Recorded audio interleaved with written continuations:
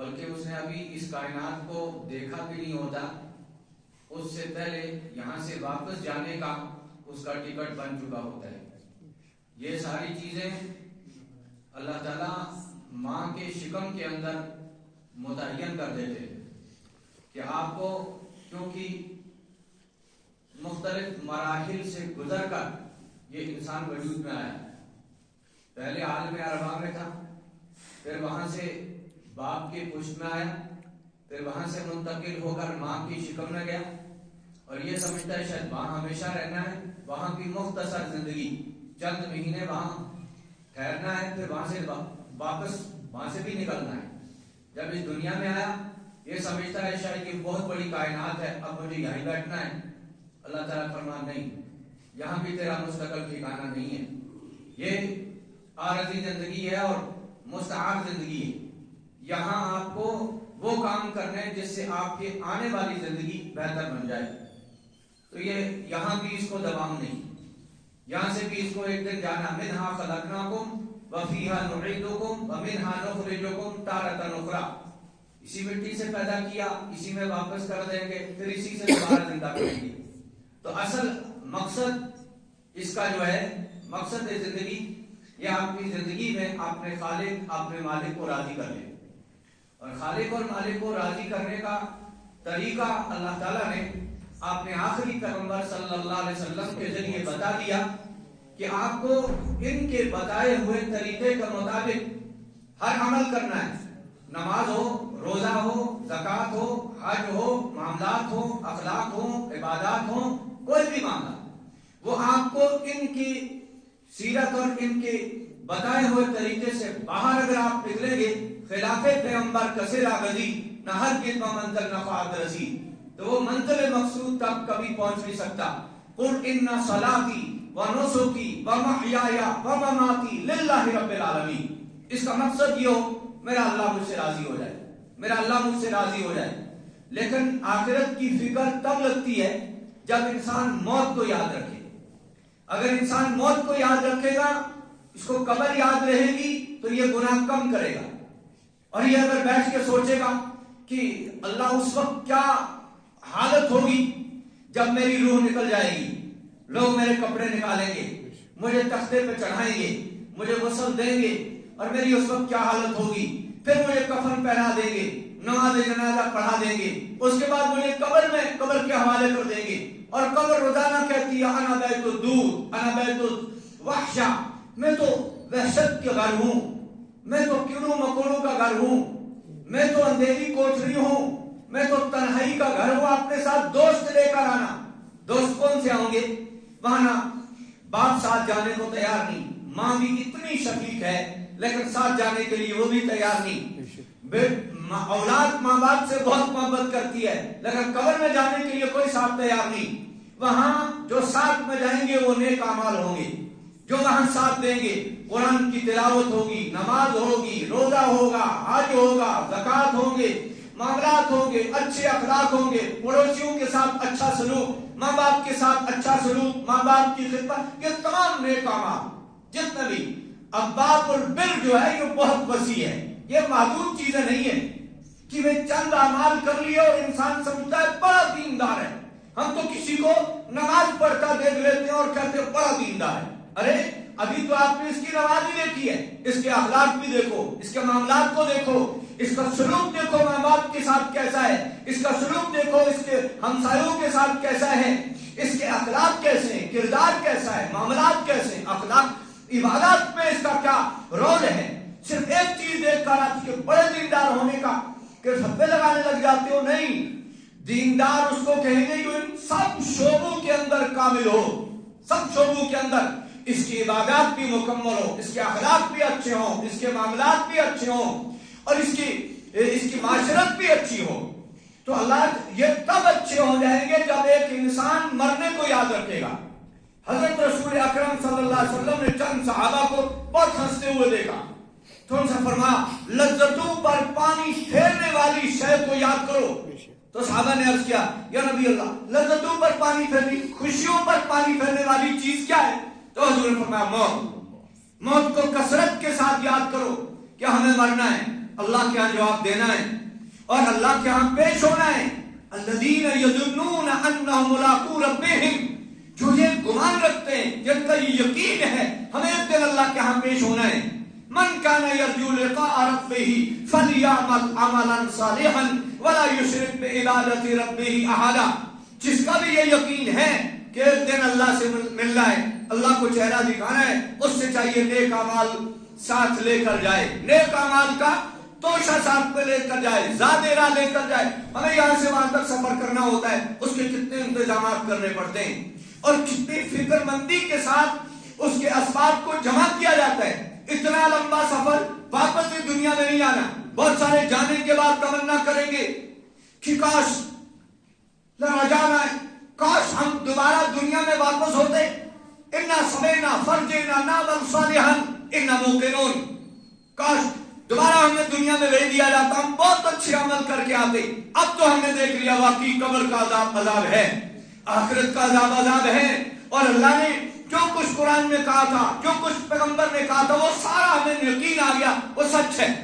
لیکن اب اللہ تعالیٰ ہمیں دنیا میں دوبارہ اذا جاء احدهم الموت قال رب ارجعونی، اے پروردگار، جو ہی موت کا منظر سامنے آتا تو وہ کہتا ہے پروردگار تھوڑی مہلت دے دے، اب مجھے واپس دنیا میں لوٹا دے، میں بہت اچھے اعمال کر کے آؤں گا. تو اللہ تعالیٰ فرماتا اب کسی کو واپس نہیں لوٹایا جائے گا. اور دوسری جگہ میں قرآن کریم میں اللہ تعالیٰ فرماتے لو ردوا لعادوا لما نہوا عنہ، اگر ان کو دوبارہ دنیا میں بھیج بھی دیا جائے یہ پھر بھی وہی بدماشیاں کر کے آئیں گے جو پہلے کر کے گئے تھے. اتنا کوئی دیکھنے کے بعد بھی یہ سنبھلنے والے نہیں ہیں، یہ سدھرنے والے نہیں ہیں، یہ اپنی اصلاح کرنے والے نہیں ہیں.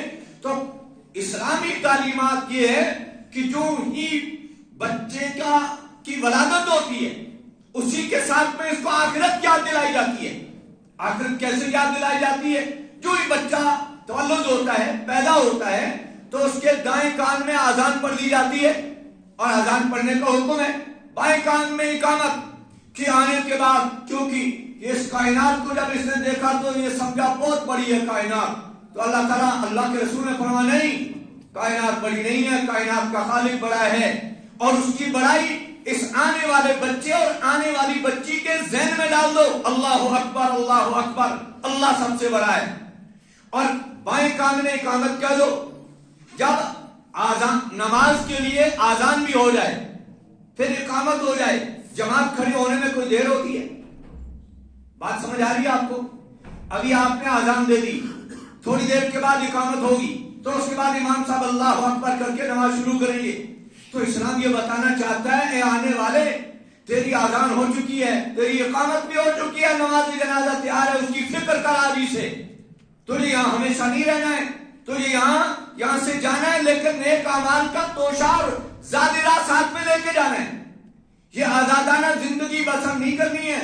تجھے آنے سے پہلے موت کی تیاری کر لیں، اور موت جب کثرت کے ساتھ موت کو یاد کریں گے تو آپ کو قبر یاد رہے گی، نافرمانیاں کم ہوں گی اور فرمان برداری والے اعمال زیادہ ہوں گے.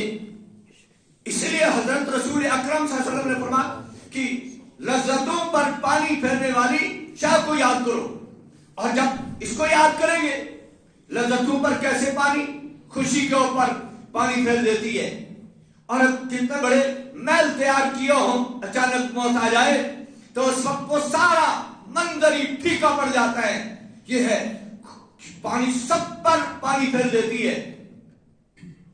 علماء نے لکھا ہے، کتابوں میں ہم نے یہ پڑھا تھا، لیکن چند سال پہلے یہ واقعہ ہماری وادی کے اندر بھی پیش آیا. پہلے تو ہم نے یہ کتابوں میں پڑھا تھا کہ شادی دھوم دھام سے، ایک شخص نے اپنی بیٹی کی شادی رچائی بہت دھوم دھام کے ساتھ. وہاں سے بارات آ گئی، بارات آ کر ایک کمرے میں بیٹھی. یہاں سے دلہن کو نئے کپڑے پہنائے گئے، اس کو دلہن بنایا گیا، سجایا گیا. جو ہی اس کو سجا کے بٹھایا، اب اس کو رخصت کرنے کی تیاری ہو رہی ہے، اتنے میں اسرائیل نے اپنا کام کر دیا.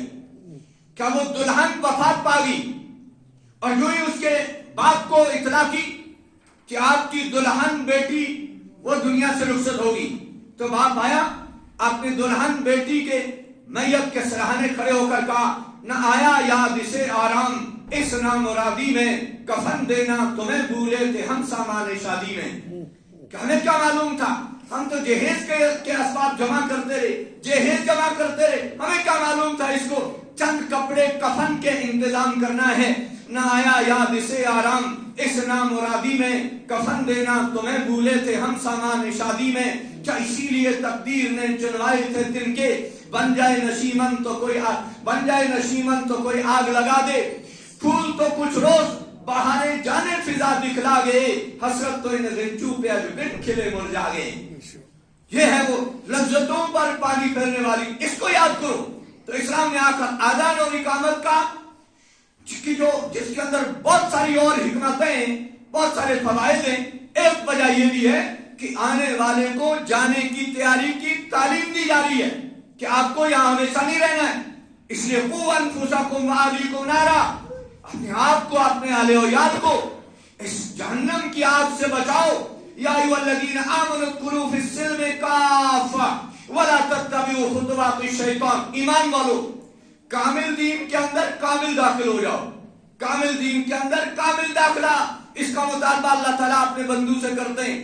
یہ نہیں کہ ایک بات اسلام کی لے لی اور دسیوں رسموں کو آپ نے اپنی زندگی کے اندر اپنا لیا. یہ کامل داخلہ نہیں ہے.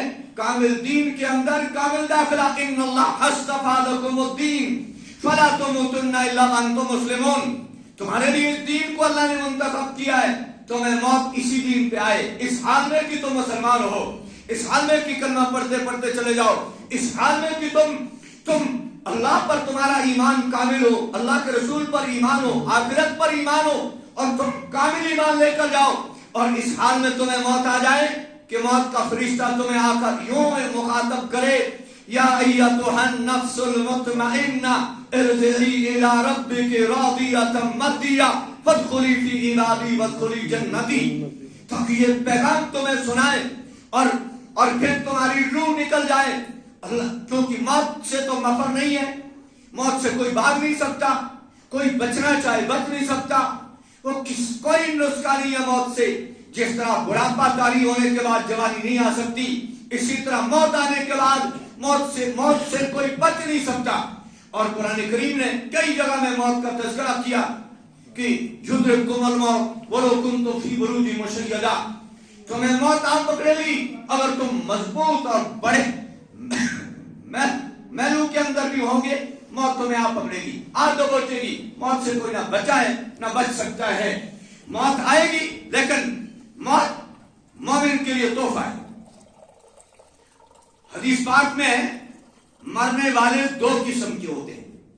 ایک ہے مستراح منہ, ایک ہے کہ مر گیا وہ مومن جب وہ دنیا سے رخصت ہوتا ہے. حدیث پاک میں ہے کہ اللہ تعالیٰ اس مومن کو دنیا کی مصیبتوں سے نکال دیتا ہے کہ راحت پانے والا, دنیا کی تکالیف, دنیا کی مصیبت, اس سے اللہ اس کو آزاد کر دیتے ہیں اور آگے عیش و عشرت ہے. یہ وہی مومن ہے جس نے مومنانہ زندگی بسر کی, اللہ کے احکام کو اپنی زندگی میں اپنایا اور عملایا. اور دوسرا ہے مستراح منہ, اس سے باقی مخلوق کو راحت پہنچتی ہے. باقی مخلوق یعنی یہ اتنا برا ہے کہ اس کے شر سے کوئی محفوظ نہیں ہوتا تھا. اور جب یہ دنیا سے جاتا ہے تو ساری مخلوق اللہ کا شکر ادا کرتی ہے, یا اللہ اس کی شرارتوں سے, اس کی ایذا نسانی سے آپ نے ہمیں راحت عطا فرما دی. تو انسان وہ نہ بنے کہ اللہ تعالیٰ کا محبوب بن جائے, اللہ تعالیٰ کے پیارے بندوں میں شامل ہو جائے. لیکن موت ایک ایسا نسخہ ہے کہ اس سے ایک تو دلوں کا زنگ دور ہوتا ہے, دوسرے قرآن کریم کی تلاوت. حدیث کے اندر فرمایا دلوں کو زنگ لگ جاتا ہے. کلا بل رانا علی قلوب ما کانوا یکسبون, دلوں کو زنگ لگتا ہے. صحابہ نے عرض کیا, یا نبی اللہ دلوں کو زنگ لگتا ہے, تو جب لوہے کو زنگ لگتا ہے تو اس کے زنگ اتارنے کا طریقہ پتہ ہے, کیسے اتارتے ہیں؟